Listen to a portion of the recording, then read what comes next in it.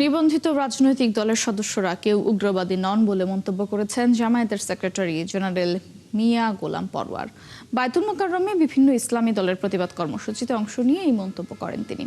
ত্রয়োদশ জাতীয় সংসদ নির্বাচনে ভোটাররা সারাদিন ভোট দিলেও ভোট গণনা ও ফলাফল ঘোষণা সহ সবকিছুতেই ইঞ্জিনিয়ারিং করা হয়েছে।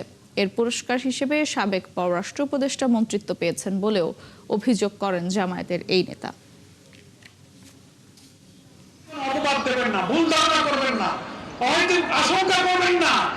প্রচলিত ধারণায় এক শ্রেণীর পশ্চিমা এবং পাশ্চাত্য মিডিয়ার এবং তথ্যজীবীরা, পেইড জার্নালিস্ট যারা কিছু আছেন, অহেতুক জামাত শিবিরের বিরুদ্ধে যেসব বক্তব্য রাখেন তা গুপ্ত, তা রক কাটা, তারা অমোত্তম, এর কোন প্রমাণ বাংলাদেশে নাই।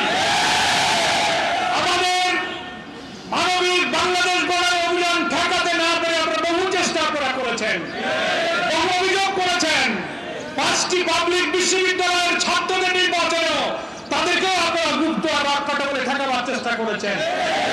কোন অপপ্রচার ঠেকাতে পারে নাই, জাতীয় নির্বাচনও ঠেকাতে পারেন নাই। দেশবাসী কোটি কোটি ভোট দিয়ে প্রমাণ করেছে আপনাদের সব অপপ্রচার হচ্ছে মিথ্যা, গুজব, রাজনৈতিক উদ্দেশ্য।